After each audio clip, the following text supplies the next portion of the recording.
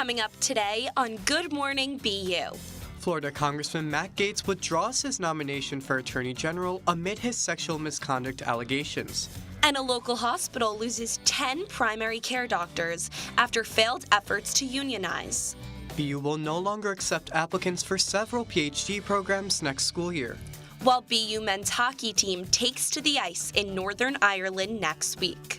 And see how one BU Com alumni is raising awareness for a rare genetic disorder. Live from Studio West in the College of Communication, Good Morning BU starts right now. Hello and welcome to Good Morning BU. I'm George Lehman. And I'm Sophia Falbo. Here are today's top stories. Florida Congressman Matt Gaetz withdrew from his Attorney General nomination on Thursday, following increased attention on his sexual misconduct allegations. Gaetz said in a post on X that his confirmation was a, quote, distraction from the Trump and Vance presidency. His withdrawal comes one day after Republicans voted not to publicly release a report of the Gaetz investigation. Republicans and Democrats previously asked to review the allegations that Gaetz gave special favors, accepted gifts, and engaged in sexual misconduct, potentially with a minor. 6 hours after he officially resigned, President-elect Donald Trump nominated Pam Bondi, former Florida Attorney General. Moving overseas, the International Criminal Court issued arrest warrants for Israeli Prime Minister Benjamin Netanyahu, former Defense Minister Yoav Gallant, and Hamas military chief Mohammed Deif, accusing them of war crimes and crimes against humanity in Gaza. Netanyahu and Gallant face allegations of using starvation as a weapon of war and targeting civilians, while Deif is accused of crimes including murder, hostage-taking, and sexual violence. The ICC's decision has major implications for Israel's international standing and could limit Netanyahu and Gallant's ability to travel to ICC member states. Israel will not recognize the validity of this decision. We will continue to do everything we must do to defend our citizens and defend our state. Meanwhile, Hamas celebrated the warrants against Israeli leaders but did not comment on the charges against Deif. Further north, Ukraine makes a landmark decision in the war with Russia. Officials said that Ukraine launched several U.S.-supplied missiles into Russia for the first time in over 1,000 days of war on Tuesday. U.S. Defense Secretary Lloyd Austin later said that the Biden administration had approved sending anti-personnel mines to Ukraine to further strengthen their defense against Russia. Both the missile attacks and landmine support have come as Russian President Vladimir Putin reduced the thresholds for the use of nuclear weapons, making Kyiv more susceptible to a nuclear response from Moscow, Russia's capital. While Ukraine is now receiving support from the U.S., many have voiced their own concerns about civilian safety in the regions vulnerable to air, land, and nuclear attacks. Heading back to the U.S., citizens are voicing their own concerns about the new cabinet. This week brought a new round of appointments from Trump as he begins his transition of power into the White House. Florida Senator Marco Rubio has been appointed Secretary of State. Rubio typically aligns with Trump's foreign policy stance, taking a hardline approach to China, Iran, and Venezuela, countries Trump often criticized on the campaign. Other notable appointments include Linda McMahon for Secretary of Education and Dr. Mehmet Oz to head Centers for Medicare and Medicaid Services. McMahon is the former CEO of World Wrestling Entertainment and founder of a pro-Trump think tank, America's First Policy Institute. During his election run, Trump promised to cut the Department of Education and said in a statement that he will make America #1 in education. The appointment of Oz has caused sparked online conversations after promoting an anti-malarial drug during the pandemic that lacks scientific evidence as an effective treatment for COVID-19. Now let's hear from our correspondent Joanna Malvis's conversation with one vaccine expert on the future of medical care in America.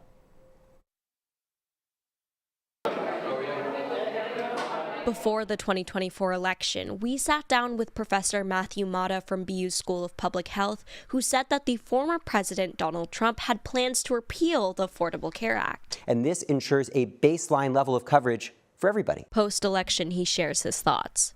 I would also note that the Inflation Reduction Act, that keeps drugs prices low for many vulnerable folks. And unfortunately, the Trump administration has expressed interest in repealing those provisions. And then, of course, the potential elevation of Robert F. Kennedy Jr., noted vaccine skeptic, is someone who is going to be in a position to regulate and set policy recommendations about not just vaccines, but many other elements of American healthcare as well, including the investment in basic science research. Do you think abortion and reproductive health care will change in any way within the state of Massachusetts? Trump has waffled on whether he would support a national abortion ban as an act of legislation, but Trump administration can take action to limit reproductive and gender-affirming care options for people, and can certainly make it easier for some states to roll back those protections as well. Professor Mata talks about the American people's growing distrust against science and the healthcare system in his book called Anti-Scientific Americans. I'm Joanna Malvis, and good afternoon, good evening, and good morning, BU. Thank you, Joanna. South Carolina Representative Nancy Mace introduced a resolution on Monday to ban transgender women from using women's bathrooms in the Capitol building. The push comes less than 2 months before Delaware State Senator Sarah McBride is sworn in as the first transgender person to serve in Congress. House Speaker Mike Johnson spoke about the resolution on Wednesday. Yeah, like all House policies, it's enforceable, and we have single-sex facilities for a reason, and women deserve women's-only spaces, and we're not anti-anyone, we're pro-woman. In an interview with CBS News yesterday, McBride responded to the decision. I would like my approach of respecting everyone to contrast with the disrespect that we are seeing right now. Shifting away from congressional bathrooms to computers, the U.S. government is taking steps to break up Google in an antitrust case addressing its monopoly in online search. The Justice Department, along with several states, is asking the court to force Google to sell its Chrome browser and potentially its Android operating system. The government is also seeking to block Google's deals with companies like Apple that make Google the default search engine on browsers and mobile devices. Google is pushing back, calling the proposal, quote, extreme. Both sides will return to court next spring for hearings. If successful, this could reshape the tech industry and competition online. It's not just your search history you might want to clear. There's a new warning about what's in your grocery cart. The U.S. Centers for Disease Control announced an E. coli outbreak on bagged organic carrots after one person died and dozens were hospitalized. Name brands like Bunny Love and store brands for Kroger, Publix, Target, Trader Joe's, Walmart, and Whole Foods are connected to the outbreak. The CDC encourages anyone who purchased the carrots to throw them away and wash any item or surface that touched them with hot soapy water. Don't hop away. We'll be right back with our second course of headlines after this break. Be right there. Wait. Use the shovel and bucket of water, remember? Drown, stir, drown, feel. Then make sure it's cool. Where'd you learn that? SmokeyBear.com. Brushed up on some tips before we left. Don't want to start a wildfire, right? Only you can prevent wildfires.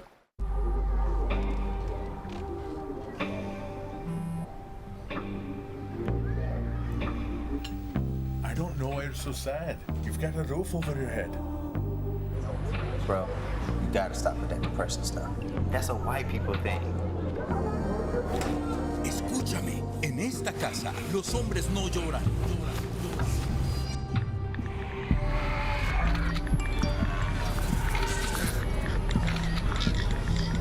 You alright? It just feels like it's coming from everywhere. Do you want to talk about it? Thanks for hearing me out, bro. Appreciate it. You can talk to me if you're feeling sad. Whenever you need to talk, I'm here, okay?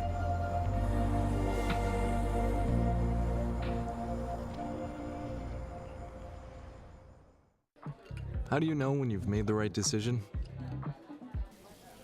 It's the feeling you get in your gut. The one that tells you what's right or wrong.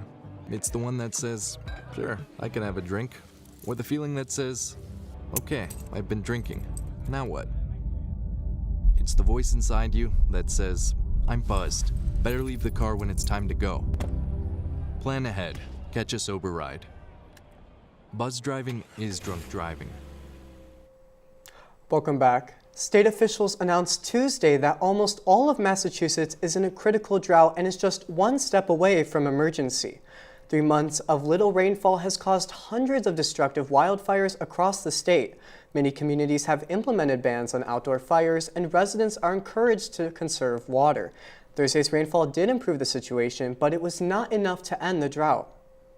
While residents grapple with the drought, a new report aims to aid the shelter system. On Tuesday, state officials approved a report with recommendations that will help Massachusetts' overwhelmed emergency shelter system. It's projected to cost more than $1 billion this year amid the rising demand from both immigrants and residents facing homelessness. The report calls for reducing reliance on hotels and motels for shelter and prioritizing homelessness prevention programs. Advocates have raised concerns that more solid action is needed and that the system must incorporate greater input from those directly affected by homelessness. Teacher unrest comes to Boston. Members of the Boston Teachers Union associated with their North Shore colleagues in calling for new contracts. The Boston teachers held a walk-in protest yesterday outside more than 24 schools before classes started. The teachers argue that there has been a lack of progress in negotiations. The union's last contract expired in August, and they've been at the bargaining table since February. This protest comes as teacher strikes in Beverly, Gloucester, and Marblehead led to nearly 2 weeks of canceled classes. A bargaining session happened yesterday, and another is scheduled on Saturday between BTU and the city. Higher education in Boston is also making headlines this week. MIT announced on Wednesday that they will waive tuition for all incoming undergraduate students whose families have a yearly income under $200,000. MIT plans to cover all other costs, including housing, dining, books, and some personal expenses for students of families that make less than $100,000 a year. Through this new tuition program, MIT will join other schools, such as Brandeis University and the University of Texas, who have introduced similar tuition waives. Education is not the only area facing change in Boston, though, as 10 primary care doctors are leaving Brigham and Women's Hospital to join rival medical group Beth Israel Lahey Health. It's expected to cost Brigham millions of dollars in lost revenue. This comes just 1 week after 300 primary care doctors at Massachusetts General Brigham filed to unionize, citing burnout and frustrations about management prioritizing corporate interests over a high level of patient care. Only 4 doctors will be left at Brigham and Women's Hospital, and a spokesperson for Beth Israel stated that they will work closely with any of the 15,000 affected patients who wish to follow their doctors to the new location. From hospitals to Homan, Boston Mayor Michelle Wu responded to criticism on her immigration stance from Tom Homan, Trump's incoming border czar. Homan criticized Wu about specific statements she made back in 2014 about a law preventing Boston police from complying with U.S. immigration and customs enforcement agents in certain situations. She's not very smart, I'll give her that. People can say whatever they want about me. This isn't about me. Our public safety record speaks for itself. Trump plans to carry out national mass deportations in his second term. Despite this and the pushback Wu received, she emphasized that her main goal is ensuring the protection of all Boston residents. In other state news, Massachusetts officials say some police officers are bypassing required training. Jeff Farnsworth, the Police Training Committee director, said that officers are completing training that should take hours in only minutes. Some officers are using technologies to override the system and allow them to fast forward through the training. The committee is investigating the issue, and all officers who fail to complete their training will be required to attend an in-person session and will be reported. Don't go anywhere. Hear more about BU Kiting PhD programs and our very own pageant queen after the break.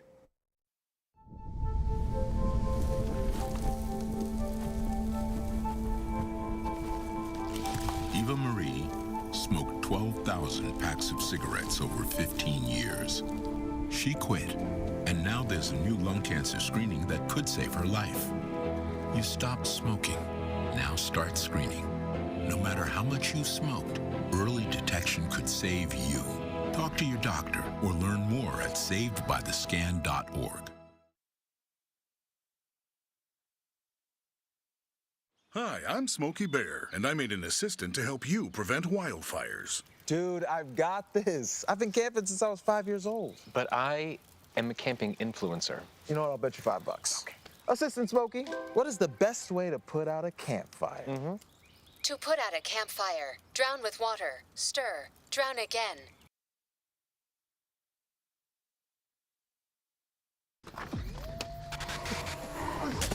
Multiple studies have shown that marijuana can slow both driver reaction and response time, which can be really dangerous. He's here. He's here. Wait. What? I can't drive. Why? My. Oh.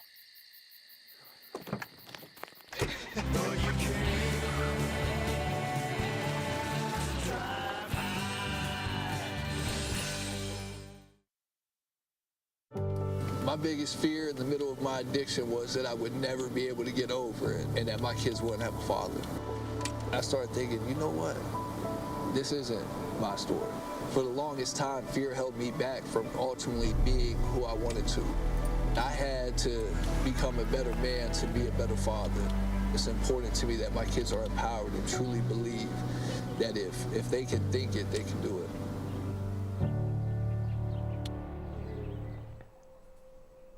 Welcome back. If you're planning to pursue a PhD in the humanities at Boston University, your plans may be changing. BU has announced that they are suspending admission to several PhD programs in the humanities and social sciences. A dozen programs in BU's Graduate School of Arts and Sciences will not accept applications for the 2025 to 2026 school year. According to the university, this move will ensure the long-term sustainability of these programs. This decision comes after the BU Graduate Workers Union ended their 7-month strike. The new contract includes a 5-year funding guarantee for PhD students, which has caused budgetary implications for the program. Staying on campus, our fellow GMBU writer Erica Correa joins us today live in Studio West to share how she took her pageant stage to win Miss Taunton 2025. Sophia, over to you and our special guest. Thanks, George. Hi, Erica. Thank you so much for joining us this morning. Hi, Sophia. I'm so happy to be here. So I know you're a dancer and have been for many years, but how did you exactly get into pageantry? So I actually grew up going to watch some of my dance friends compete in pageantry, and one of my dance teachers is actually a local director for the Miss New Bedford organization. And so it took her a few years to convince me, but she finally motivated me to join the pageant world when I was a freshman, so in 2019. And I won my first title, Miss Freetown's Teen, and from then on, I was hooked. That's amazing. How do you plan on balancing being a full-time student with the responsibilities of also being Miss Taunton? So when you win a title in this organization, you can kind of make the year your own and what you want it to be. And when I won Miss Taunton, I met with my board and they told me, if you want to reach the moon, we'll build you the rocket ship to get there. And if you don't, that's okay. And I told them I wanted to do as much as I could for the Taunton community to make a difference while also still prioritizing my academics. I love that. Can you take me through a day in your life on a pageant competition weekend? Yeah, so we arrive bright and early the morning of the pageant to kind of set up and get ready for our first phase of competition, which starts right away, and that is our 10-minute private interview with the judges. Then we have some time to rehearse talents, run through our opening number before the show begins. And the show starts with our opening number and introduction of contestants, and then we move into those phases of competition, which are an onstage question about our community service initiative, a short talent, which is where I perform a jazz routine, and then our 2 modeling phases of competition, evening wear and fitness, until ultimately crowning a new winner. That sounds like a long day. Do you still get a little nervous? You can be honest with us here. At times, yes, but it's like the best nerves. A couple butterflies don't hurt every now and then. Lastly, what is something you want our viewers to know about the 2024 pageant world? I want the viewers to know that the Miss America Opportunity and Organization is a scholarship program that empowers women and gives women a platform to make a difference in their local communities. Well, we'll be rooting you on and following you all throughout your year, throughout all the amazing things I know you'll accomplish. Thank you so much, Erica, for being here with us today. Thank you for having me. Now, moving from crowns to courts, we're tossing some sports headlines your way after this break.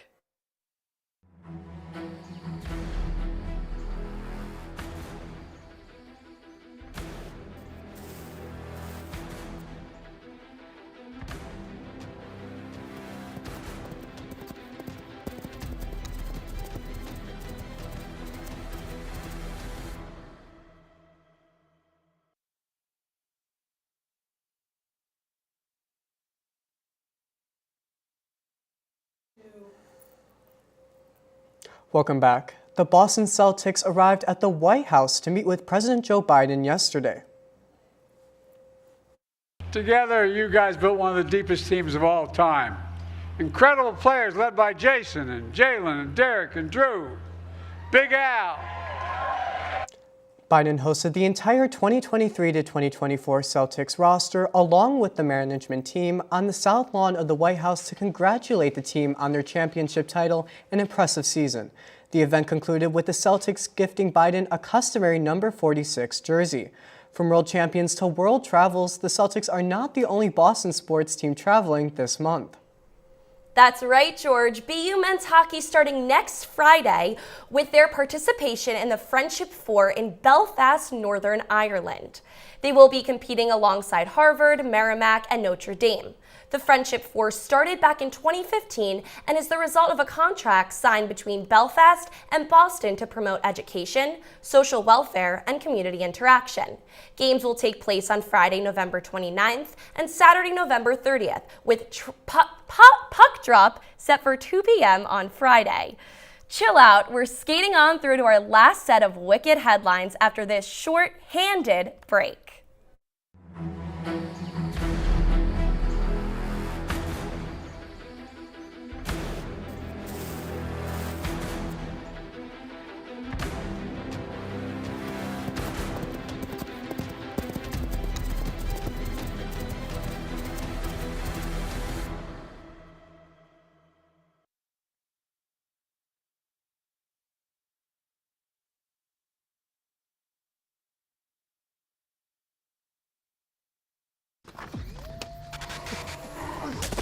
Multiple studies have shown that marijuana can slow both driver reaction and response time, which can be really dangerous. He's here. He's here. Wait. What? I can't drive. Why? My. Oh.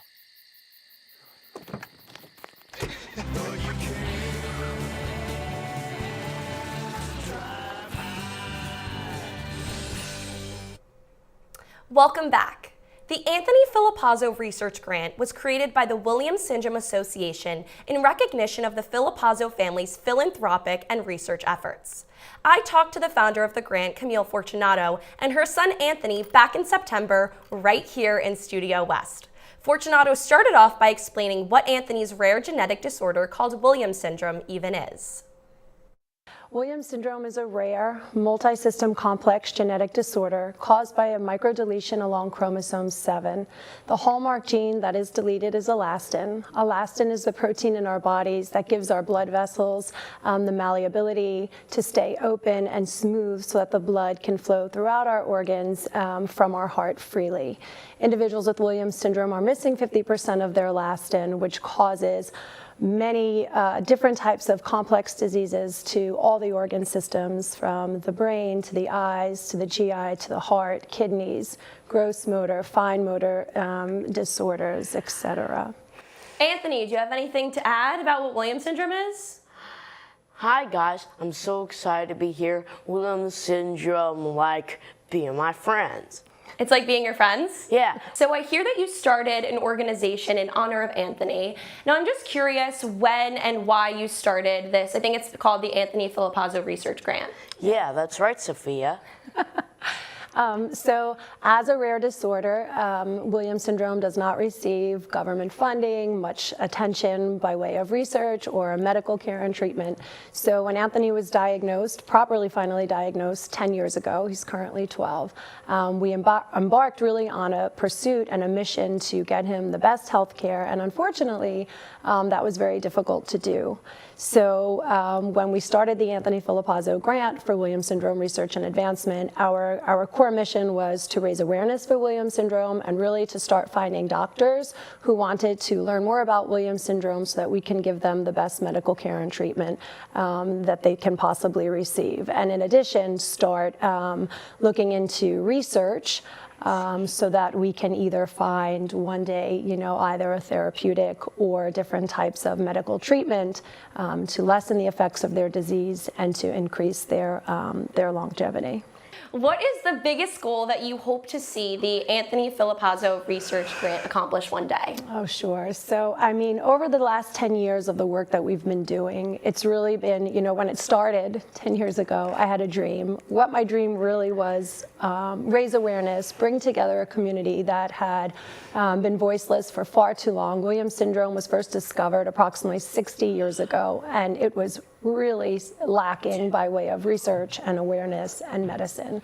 So definitely a goal of mine was to promote and foster that. As an alumni of Boston University, almost 25 years ago since I was in the College of Communications, such an honor to be here, full circle moment with my son, interviewed by my niece. Yeah! This is really an amazing day for us. Thank you, Sophia, founder of the Grant Camille Fortunato, and of course, Anthony Filipazzo. Universal's Wicked Part 1 kicks off a massive box office weekend. Early estimates are putting opening night sales at $8 million and a preview total of $20 million. Projected figures for three-day earnings range from $130 million to $150 million. Moviegoers from coast to coast are filling cinemas for one of the year's biggest cinema releases, with a possible earnings showdown against other big film releases, including The Gladiator 2. Need to stretch your legs after seeing Wicked? Well, this Saturday, Strand Theatre in Dorchester is hosting a Bhangra competition. These high-energy Indian dances are filled with vibrant colors and lively music. The folk dance originates from the Punjab region of India and Pakistan. The competition is North America's largest independent Indian dance competition, and tickets range from $20 to $100. Boston Bhangra also holds classes and promotes cultural awareness through the dance. And that's going to do it for this week at Good Morning BU. But before we go, if Wicked or the Bhangra competition don't sound interesting to you, BU's Dance Theater Group organization has their origin show tonight at 8 p.m. and tomorrow both at 3:30 and 8 p.m. And our very own Sophia Falbo choreographed a piece that you're not going to want to miss. Thank you, George. From all of us here on the GMBU team, thank you so much for watching. I'm Sophia Falbo. And I'm George Lehman. Stay safe and have a great weekend.